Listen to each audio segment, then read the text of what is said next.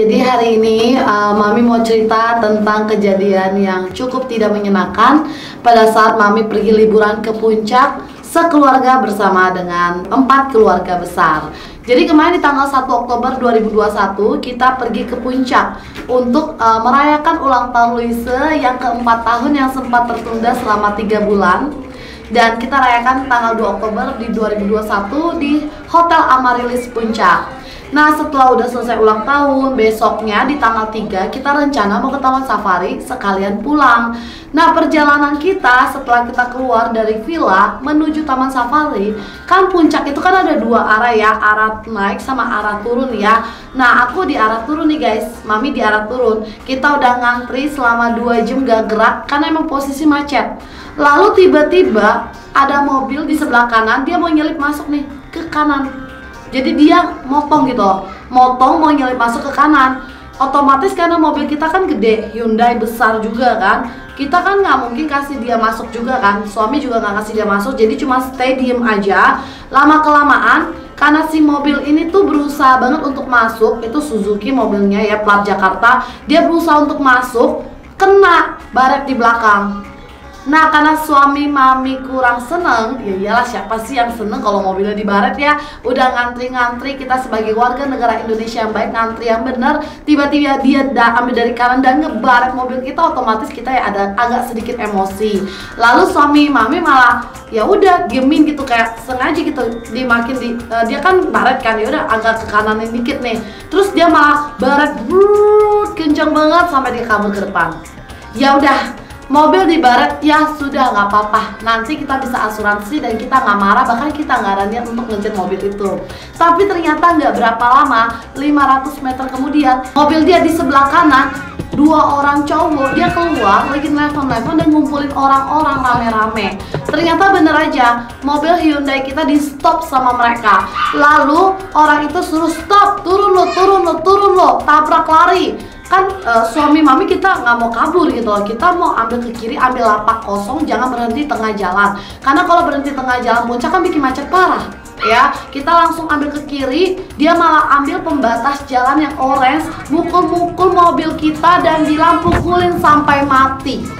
Guys, tolong ya, kita lihat nih, mobil kita yang ditabrak, dia juga yang nyelip, plat mobil dia pun bahkan udah lewat tanggal untuk perpanjang platnya, STNK-nya.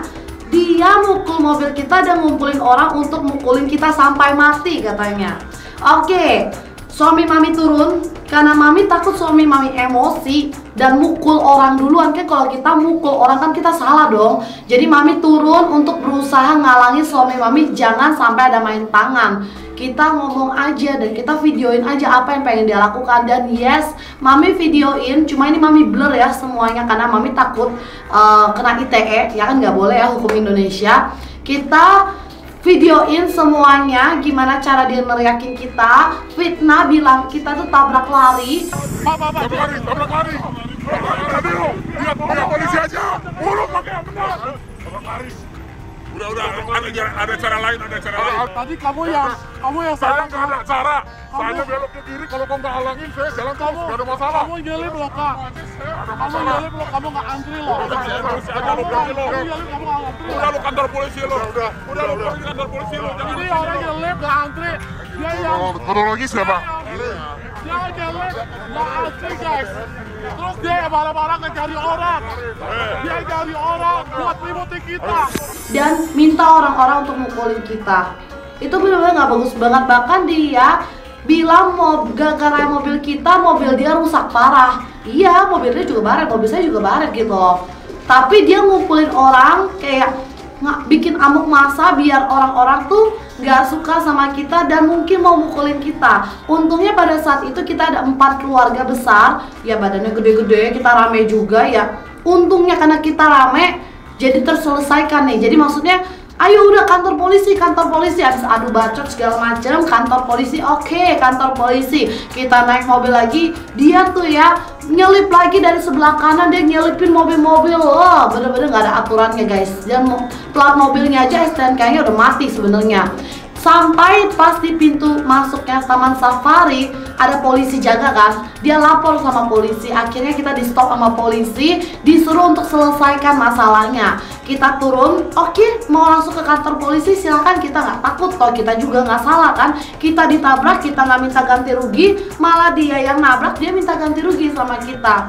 Nah, dari sana kita juga minta sama polisi untuk ambil STNK dan SIM dia karena plat mobil dia udah mati. Awalnya Pak Polisi nggak mau, tapi akhirnya Pak Polisi bekerja sama dan ngambil SIM dan STNK-nya. Selang beberapa lama setelah adu bacot yang nggak ada selesai-selesainya, dia merasa dia yang kasihan, dia harus minta ganti rugi sama kita berjuta-juta. Bayangin guys, modus banget gak ya? Dan pihak kita ngerasa kita sama sekali emang gak salah sama sekali. Kita warga negara Indonesia yang baik, ngantri baik-baik, diserempet sama dia minta ganti rugi. Nih gimana ceritanya? Bahkan dia ngumpulin orang untuk mukulin kita sampai mati katanya. Untungnya itu nggak terjadi ya. Dan akhirnya dari jam 10 sampai jam 2 sore, bayangin, suami mami gak ke Taman Safari, kita cancel karena mobil ditahan. Suami mami dan adik itu ya berunding lah gitu lah intinya. Ya siapa mau adu kuat kali mungkin ya. Pokoknya dia bilang, lu gak tahu gue orang sini, gue kenal sama semua polisi. Terus kita cuma jawab, nggak apa-apa, kita nggak takut, hukum Indonesia adil kok.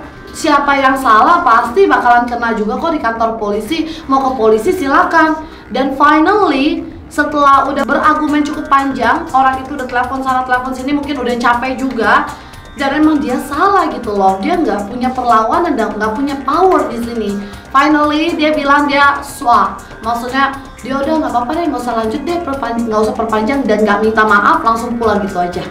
Gara-gara dia mobil saya lecet. Gara-gara dia, kita jadi emosi juga. Gara-gara dia, kita punya satu trauma. Kita bawa anak-anak rame-rame, itu orang ngumpul-ngumpul itu kayak mau mukulin kita. Kalian bayangin gimana sih?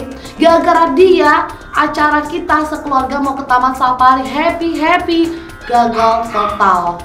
Guys, dari sini aku pengen buat teman-teman hati-hati. Coba kalau pada saat itu di mobil cuma saya dan suami saya, dikerumunin banyak orang, apa yang akan terjadi? Ya kan? Pasti mau nggak mau akhirnya kita harus ganti rugi lah, atau nurutin dia, atau modus-modus yang lain kita nggak tahu ya.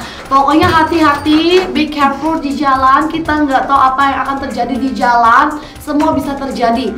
Dan dari sini saya belajar, kalau misalnya ada apa-apa, kita jangan keluar dari mobil, langsung ke kantor polisi aja, karena serem banget itu orang sampai ngumpulin orang loh guys.